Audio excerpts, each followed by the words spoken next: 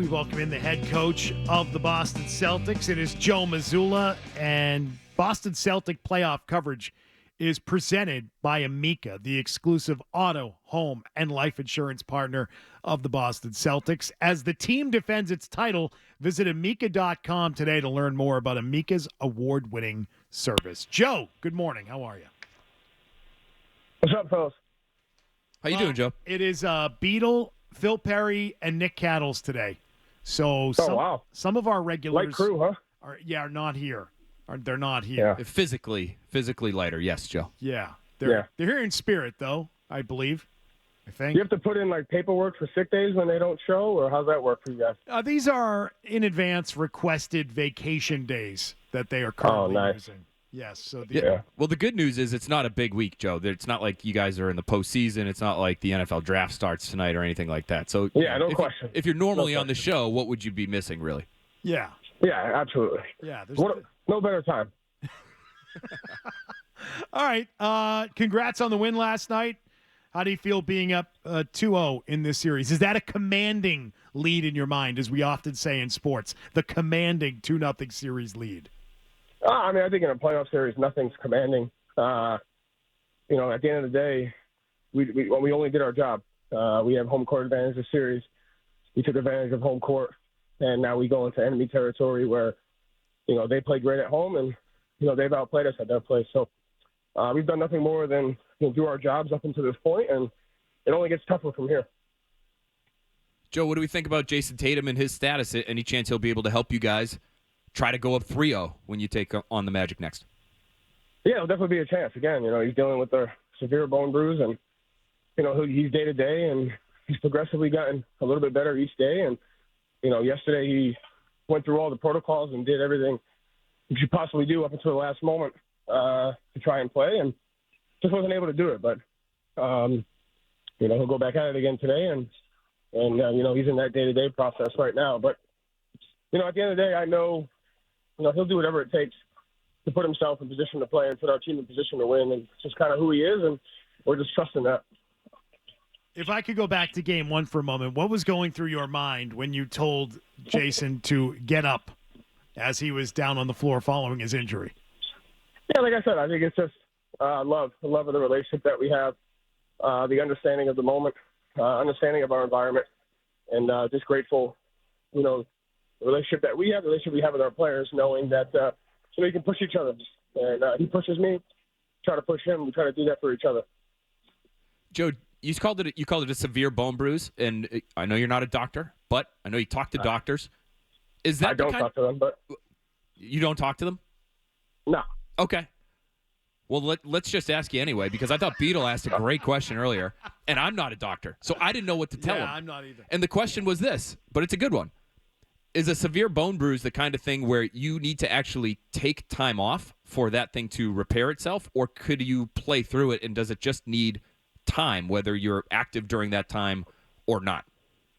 Yeah, that question's way above my pay grade. All I can tell you is, at the end of the day, he's doing whatever he can every minute of the 24 hours to put him in position to try and be out there on the court.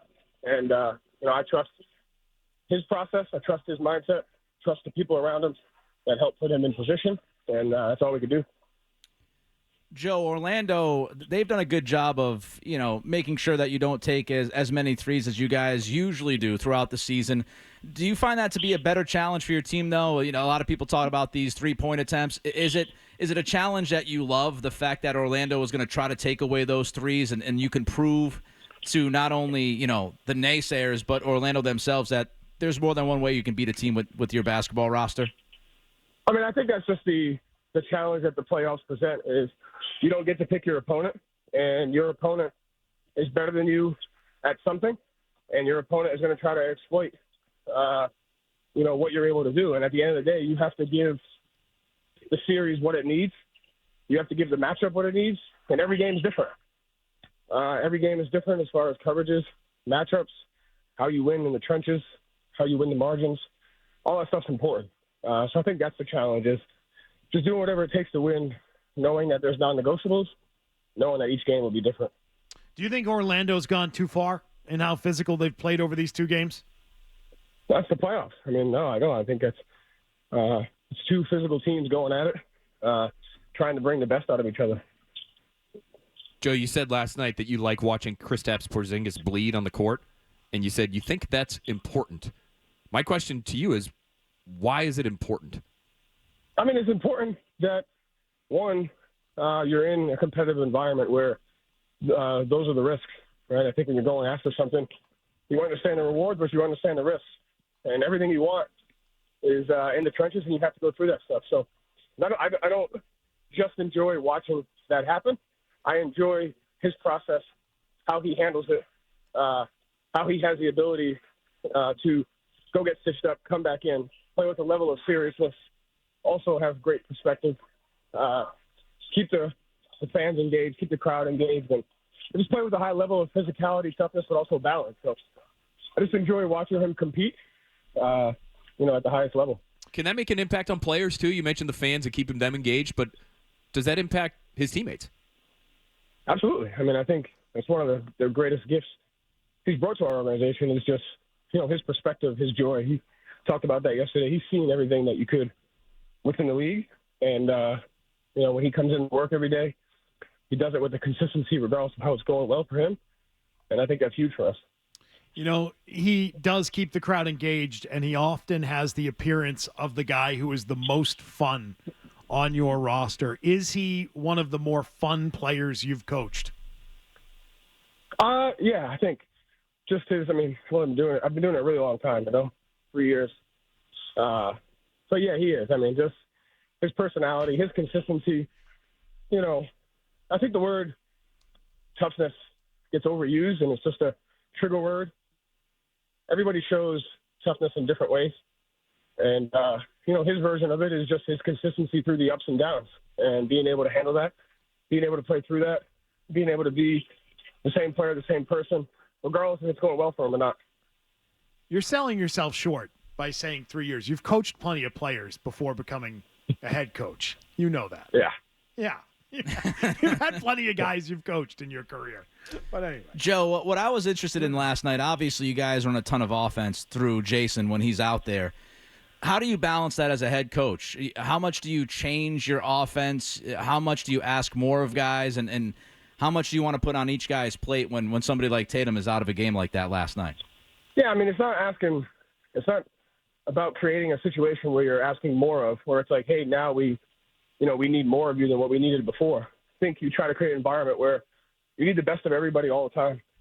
And every game presents a different challenge. And I think that's where, JB was great for us and has been great for us is he comes in every game with no expectations. It could be 36-10.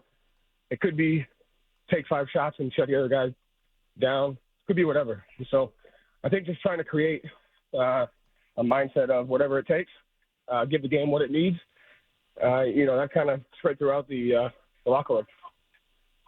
Jaylen Brown looked physically last night like he was himself, Joe. Would you say he's at 100% or he's feeling like he's at 100% right now? I mean, I don't know how he's feeling. I mean, only he can tell you that. But I do know I see him in here every day putting the work in to be at his absolute best when it's necessary. I've seen him at his absolute best when he felt good. I've seen him at his best when he hasn't felt good. And in reality, it's just about bringing it every day and giving the game what it needs. And, he does that every single day. He had a great quote after the game last night saying that when he got to Boston, he said he'd go to war for the city, and that's what he's doing. Does he have another gear that he shifts into when the playoffs begin, when these big games begin for the team, the way we saw it last year? Yeah, I mean, I don't even think it's big games. I think he just has a level of physical, a mental, a psychological level that he can get to. And he's right in that. He would go to war for the city. And I think that's part of what he does for our team is give us that identity. And he would do that. Our whole team would do that. And that's the mindset you have to have if you want to get to where you want to get to. Everything is in the trenches for us, and that's what you have to have. Hey, Joe, have you seen The Accountant 2 yet? And if you have, how many times have you seen it? Because it sounded like in a previous interview that you did with the PMT guys that you might be doing that quite a bit during this postseason run. I haven't seen it yet, but I'm excited for it. I read a good article in the Wall Street Journal about it. How big a fan were you of the first? How many times have you seen the first? It's a long time ago now. Fair amount. It's a great movie. It's a good series. A lot of stuff there to learn from, you know. So I'm looking forward to it. A lot of important bleeding is my guess. It is.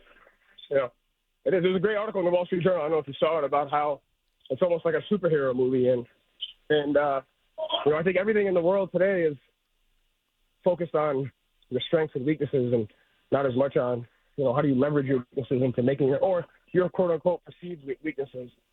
How do you leverage them into strengths? And, you know, the article did a great job of showing how someone's perceived weakness could actually be a strength. I love it. I mean, it's out now, so what are we waiting for? Like, when is the window? What day is it today? Today it comes out on the 25th, I thought, which is tomorrow. Oh, okay. Yeah. I'm sorry. Yeah. Maybe I was getting offered a pre-screening. Well, yeah, maybe, you know how some theaters will start it on a, you know, Wednesday or Thursday, the sneak peek, as they used to say back when. Yeah, it must be nice. Back in the day. Well, no, I mean, anybody can, you know, just buy the tickets to the sneak peek showing. I thought, as a big fan, maybe you were one of those. I mean, you're kind of a big deal, Joe. Yeah. Yeah, whatever. I mean, as a defending champion, you would think that maybe someone would be made aware of this and just send a copy over to you. Give you a screen. Yeah, you're only as good as the last time you perform a successful act. Nothing in the past has anything to do with that. Yeah. I mean, you're getting close to that time again. Another champion will be crowned. It'll either be you or it'll be another team. So, you know, you got to do your best to hang on to that now. You know? Yep. You've been living that for a year. It's a comfortable lifestyle, I'm sure. All right, Joe. Good to talk to you. Hey, good stuff, man. We'll try and get everybody back here next week for when we talk to you again. Yeah, I mean, good luck. Thanks, Joe. Thanks, Joe. Good luck. See ya. Joe Mazzulla, Celtics head coach, joining us. The accountant, too. Yeah, I think I was looking. You know what? I pulled it up just to see if it had come out. You're right. It's the 25th, but there are a few. If you're in New York, it sounds like you might be able to catch that thing today. So New York City. I did not see the first one. Did you see the first one? I did, but it was a long time ago. Was it 09? I'll say it was like over a decade ago. Is that right? I don't know. No, I'm horrible. 2016. 2016. Okay. 2016. So about a decade ago, though. No, only 7 years off. Say 09. Listen, Cattles, a lot's happened since 2016, okay? It all just sort of runs together. I remember seeing a trailer for that, thinking, "Oh, that would be interesting," and then I don't think I ever saw it. Was it? I can remember seeing it in the theaters. Yeah. Wow. Which is rare for me. I haven't been to the theaters very much in the last 10 years. So, all right, memorable and listen, maybe inspirational for Joe Mazzulla whenever he catches it. All right. Well, the second one comes out tomorrow, and Mazzulla's going to definitely see that at some point.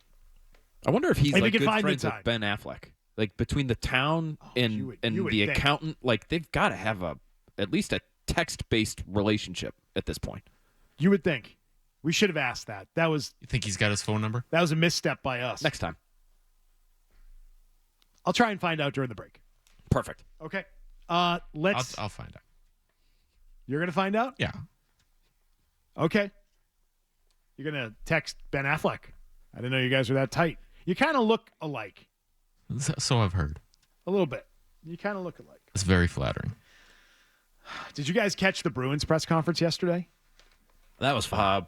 Did we catch it? Great job. We listened to it live as it was happening, pretty much the entire thing. I can't get it off my mind. It was unbelievable. I'm so happy they did it. You didn't enjoy the accountability? You didn't enjoy the great job they did? Say what you will about the performance. The fact that we have the content is next level. It's tremendous. Oh, yeah. Yeah. Oh, it's special. I cannot shake it. They don't get it. I have been thinking about it now for nearly 24 hours. They don't get it. It was wild.